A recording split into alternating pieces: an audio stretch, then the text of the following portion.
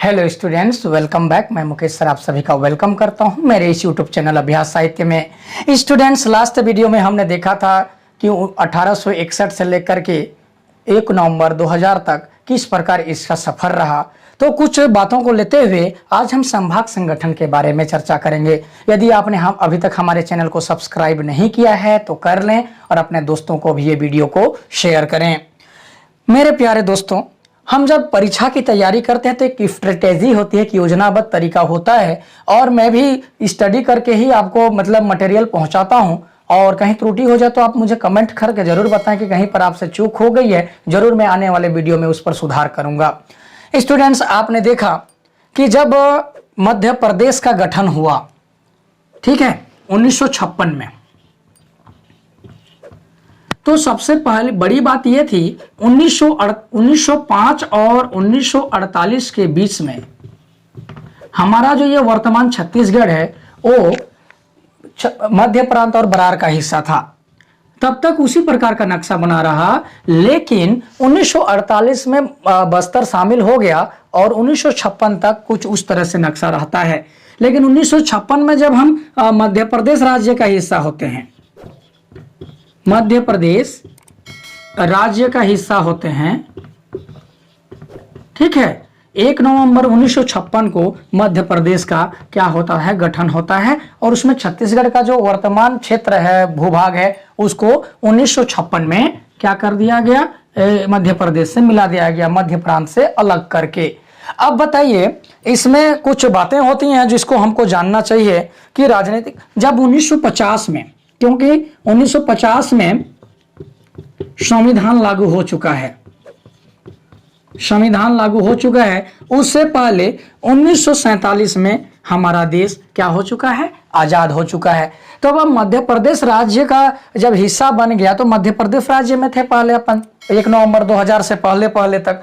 तो जब 1956 में जब राज्य बना तो कौन से अधिनियम के तहत बना, ये बार बार क्वेश्चन पूछा गया है, तो आपको ध्यान में रखना है मध्य प्रदेश राज्य पुनर्गठन,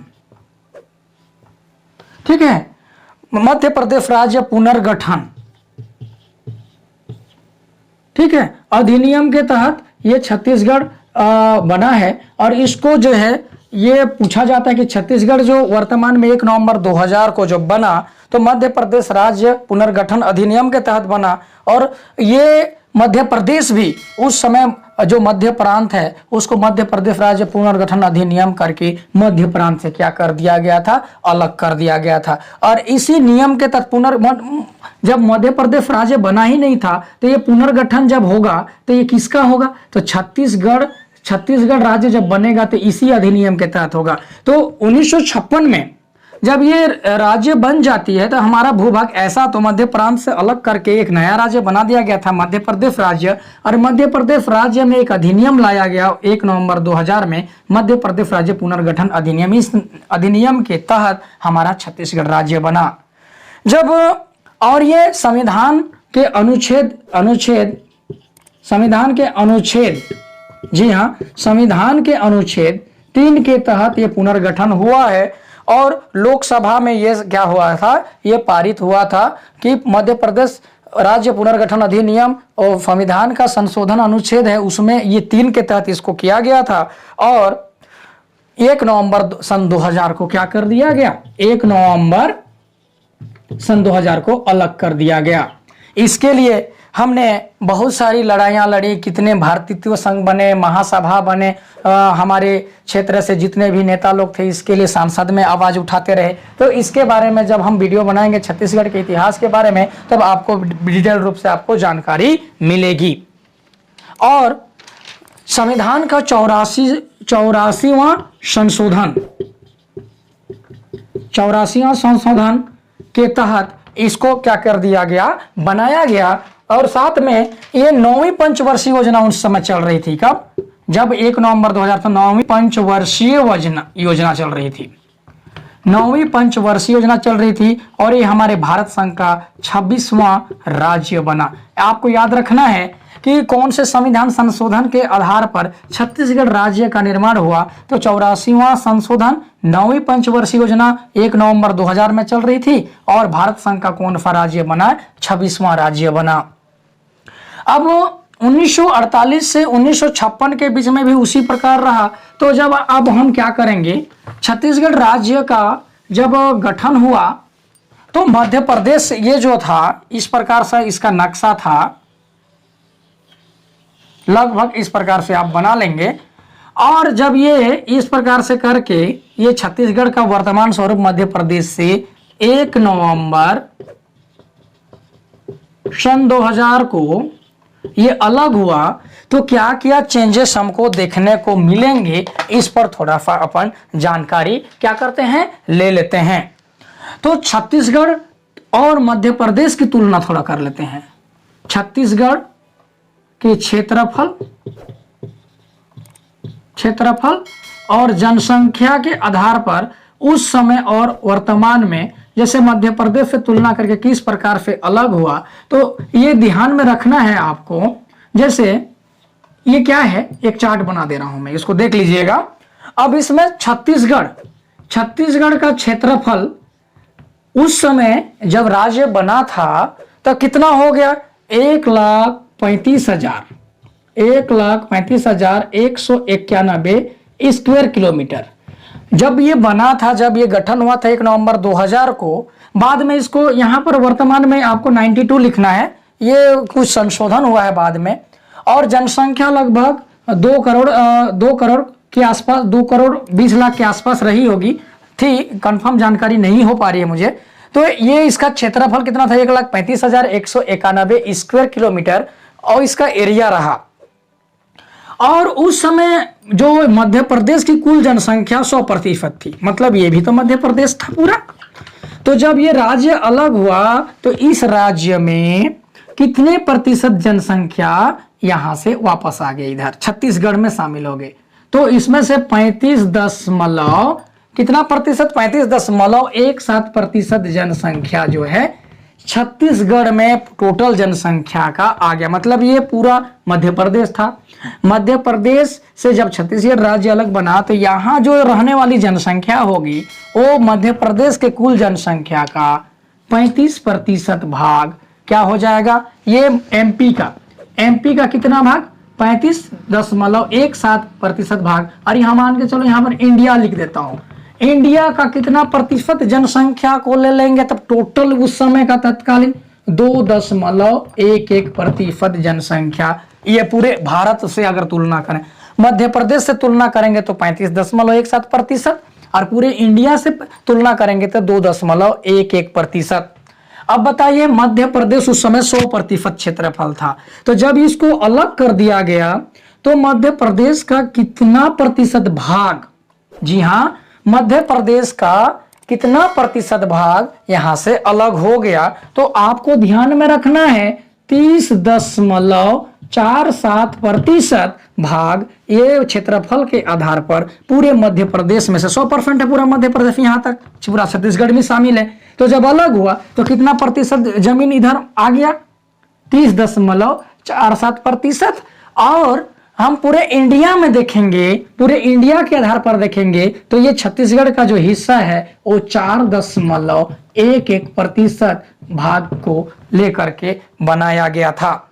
और उस समय जब राज्य बना तो क्षेत्रफल के आधार पर जो स्थान है, क्या है, स्थान है, वो 10वां स्थान था। लेकिन वर्तमान में क्या हुआ कि पिछले साल ही जब जम्मू और कश्मीर 2019 में जम्मू और कश्मीर को केंद्र शासित प्रदेश बनाए गए तो एरिया के आधार पर वर्तमान में आपको याद रखना है 9वां सबसे बड़ा राज्य है। और जनसंख्या के आधार पर उस समय 2011 उस समय भी 16वां स्थान था और वर्तमान 2020 में भी 16वां स्थान है। तो इसको आपको याद रखना है, जनसंख्या के आधार पर पूरे भारतवर्ष में ये 16वां स्थान को रखता है। तो आपको ध्यान में रखना है, सबसे पहली बात कि क्षेत्रफल कितना 30.47% को लेकर के मध्य प्रदेश से अलग हुआ। जनसंख्या का कितना, लगभग 1/3 समझ लो, क्षेत्रफल में भी 1/3, जनसंख्या में भी 1/3। इंडिया में कितना प्रतिशत जमीन? 4.11%। और मध्य प्रदेश का कितना पूरे इंडिया का कितना जनसंख्या इसमें शामिल हो गया? ये तो मध्य प्रदेश का ले लिया। इंडिया से अगर तुलना करेंगे तो 2.11% जनसंख्या इस छत्तीसगढ़ में हमारा सीजी में वो 1 नवंबर 2000 को तत्कालीन समय में ऐसा था। 1 नवंबर 2000 में इस प्रकार था। तो आपको ये जानकारी, ये डाटा आपको समझ में आ गई होगी। 1,35,191 वर्तमान में 2020 के संदर्भ में देखें तो इसको आपको इसको सुधार दिया गया स्क्वायर 192 स्क्वायर किलोमीटर। ये किलोमीटर में है। जी हाँ, ये क्या है? किलोमीटर में है। तो आपको इस जानकारी को नोट डाउन करके रख लेना है। तो अभी तक आपने जो मध्य प्रदेश राज्य जब अलग हुआ था कितना प्रतिशत, ये भूगोल पढ़ रहे हैं, भूगोल के पार्ट्स में पढ़ रहे हैं, तो आपको इतना जानकारी रहना पड़ेगा। आप अगर इसको स्क्रीनशॉट लेना चाहें तो ले सकते हैं, ले लीजिए। ओके, अब देखते हैं, मैं इसको मिटा दे रहा हूं। अब अगर आप नहीं देख पाए हैं तो मेरा वीडियो पॉज करके देख लें। कोशिश कर रहा हूं आपको बहुत अच्छे से जानकारी दे पाऊंगा। कहीं चूक भी हो सकती है तो आप मुझे कमेंट करके जरूर बताएंगे। अगर आपको जानकारी होती है कि सर यहाँ पर आपने मिस्टेक किया, यहाँ पर ये वर्तमान जानकारी होना चाहिए। अब देखते हैं कि प्रशासनिक आधार पर विभाजन किस प्रकार होगा। प्रशासनिक आधार पर विभाजन, छत्तीसगढ़ का प्रशासनिक आधार पर विभाजन हम देखेंगे। छत्तीसगढ़ का प्रशासनिक आधार पर विभाजन किस प्रकार होगा और किस प्रकार हम करेंगे, इसको आपको ध्यान रखना है। तो प्रशासनिक आधार पर विभाजन कहने का तात्पर्य कोई भी लैंड है, जैसे हमारे ये छत्तीसगढ़ है ना, इस प्रकार से एक रफ इमेज बना लीजिए। तो हमने जब नक्शा बनाया था स्टूडेंट्स, तो इसको 5 इक्वल संभाग में बांटा था। और ये तो सबसे पहले प्रशासनिक विभाजन में पहला जो नाम आएगा उसको क्या कहेंगे? संभाग, डिवीजन, संभाग। उसके बाद दूसरा क्या आ जाएगा हमारा? जिले। तीसरा आ जाएगा स्टूडेंट्स, तीसरा क्या आ जाएगा? जिले के बाद तहसील आ जाता है, और तहसील के बाद हमारा विकास खंड आ जाएगा। क्या आ जाएगा? विकास खंड। विकास खंड मतलब डेवलप करने के लिए शासन अपनी व्यवस्था बनाती है, उसको क्या कहेंगे अपन? तो अपन 1 नवंबर के कंडीशन 2000 के कंडीशन में अपन देखेंगे यहाँ। तो इसको तुलना करके थोड़ा सा बता देता हूं मैं। जैसे प्रेजेंट में ये डाटा चेंज होते रहता है, अलग अलग सरकारें आती है, अलग अलग का कुछ विभाजन करती हैं। तो 1 नवंबर सन 2000 के कंडीशन में देखेंगे संभाग कितने थे, और वर्तमान 2020 के कंडीशन में भी देखेंगे कि इसमें क्या परिवर्तन आया है और किस प्रकार से कितने इसमें परिवर्तन की आवश्यकता है और कितना चेंजेस हुआ, उसको अपन तुलना करके अपन यहाँ पर क्या करते हैं, देखते हैं। तो सबसे पहले आपको बता दूं कि जब संभाग का गठन हुआ था 1 नवंबर 2000 के कंडीशन में, हमारे छत्तीसगढ़ में कितने संभाग थे? 3 संभाग थे। कितने संभाग थे? 3 संभाग। जिले कितने थे? 16। तहसील कितने थे? 96। और विकास खंड कितने थे? 146। मैं पहला वीडियो जब बना रहा था, आप देखेंगे तो मैंने विकास खंड के स्थान पर मैंने 145 लिखा है, तो आप इसको एग्जैक्टली सुधार लें, ये 146 ही हैं। ध्यान में रखें, वहां पर मिस्टेक हो गई थी। 146 हमारे विकास खंड है, वो 1 नवंबर के कंडीशन में। अब देखते हैं कि मैं बता चुका हूं कि कितने संभाग हैं हमारे पास पहला वीडियो में। तो 5 संभाग 2020 के कंडीशन में है ना। और उसके बाद 16 से हमारा कितना जिला हो गया है? 28। तहसील 150 हो गए हैं वर्तमान 2020 के कंडीशन में, और विकास खंड में कोई परिवर्तन नहीं आया है, 146 ही हैं। तो इसको आपको याद रखनी है क्या क्या परिवर्तन हुआ 20 सालों में। 2020 चल रहा है तो 20 साल हम मानेंगे ना भाई। तो 20 साल में यहाँ पर संभाग कितने बदल गए? 2। ये कितने नए जिले बन गए? तो 16 में 28 में 16 माइनस करिए, तो 18 में 6 माइनस करेंगे तो 12। 12 जिला नए बने हैं 20 साल में। और ये 150 में 96 माइनस करेंगे तो 20 साल में कितने तहसील बढ़ गए? 150 तहसील हैं तो देख लेते हैं 50 और 54 नए तहसील बन गए हैं। लेकिन ध्यान में रखना स्टूडेंट्स, विकास खंड में कोई परिवर्तन नहीं आया।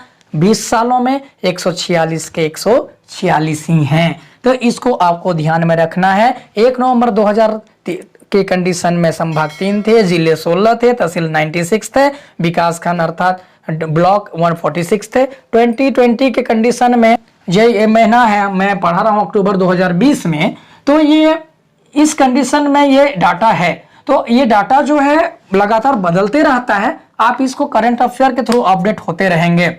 जैसे आपको पता है कि एक नया जिला भी बना है, जिसके बारे में अभी आने वाले वीडियो में मैं जानकारी देने वाला हूं।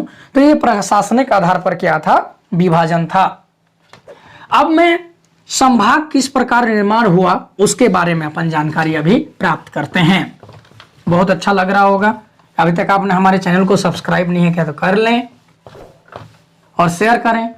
सब्सक्राइब करने से लोग बाग कहते हैं कि इससे आमदनी होती है, लेकिन नहीं स्टूडेंट, सब्सक्राइब करने का मतलब ये है कि मेरे वीडियो को कितने लोग देख पा रहे हैं, कितने लोग विजिट कर पा रहे हैं, इससे यही मिलता है। और आप लोग खुद जानते हैं कि यूट्यूब क्या है, एक सोशल मीडिया है, इससे जिंदगी नहीं चल सकती है।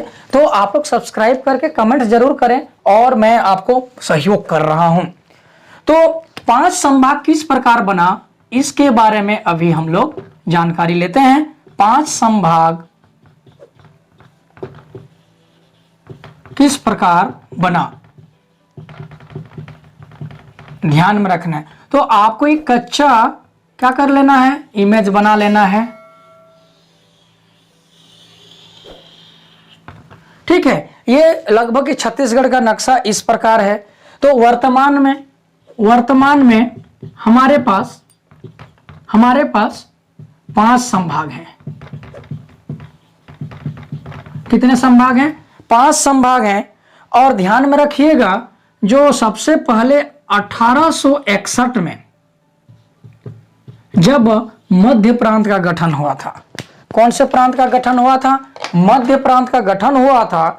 तो उसके 1 साल बाद, क्योंकि जो भी प्रेसिडेंसी जो गवर्नमेंट चल रही थी, यहां नागपुर था, हमारे मराठा तरफ नागपुर था। 1861 के कंडीशन में आप वीडियो देख लेंगे।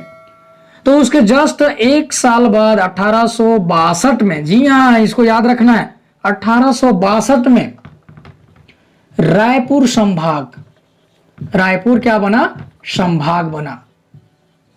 1862 में क्या बना? रायपुर संभाग बना। और तत्कालीन उस समय तक रायपुर ही हमारा क्या था? एक ही संभाग था। ये रायपुर जो था, यहां से इसको 1862 में क्या बनाया गया? संभाग बनाया गया। रायपुर सबसे पहले संभाग बनता है। रायपुर के बाद आपका बनेगा, मैं क्रम लिख दे रहा हूं पहले, बिलासपुर। रायपुर के बाद बिलासपुर, फिर बस्तर आ जाता है स्टूडेंट्स। बस्तर के बाद आपका सरगुजा और लास्ट में हमारा आ जाएगा दुर्ग।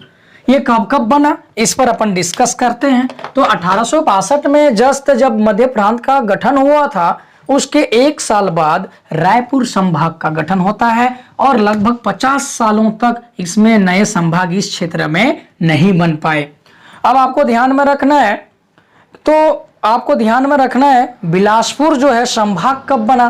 तो आप जब मध्य प्रदेश राज्य पुनर्गठन जब बना था 50 साल बाद, अर्थात 1956 में, आपको याद रखना है 1956 में जो बिलासपुर है, 1956 में ये जो बिलासपुर है, ये संभाग बनता है। कब? 50 साल बाद, लगभग 50 या 1862 से 56 के बाद ये क्या बनता है? ये बिलासपुर जो है संभाग बनता है। लगभग 100 साल मान के चलिए, सॉरी 100 साल ही, 1862 से 56 करीब है, लगभग 100 साल बाद कोई संभाग उतना तक नहीं बना था। 1956 में नया संभाग का अस्तित्व आता है और वो बिलासपुर संभाग बनता है। अब बस्तर संभाग का अस्तित्व तीसरे नंबर में आता है। बस्तर इधर है, आपको दक्षिण दिशा में जाना होगा। 1981 में आपका बस्तर संभाग का अस्तित्व आता है और ये तीनों जो संभाग हैं ये 1981 में क्या बना था, बस्तर संभाग बना था, इसको संभाग का दर्जा।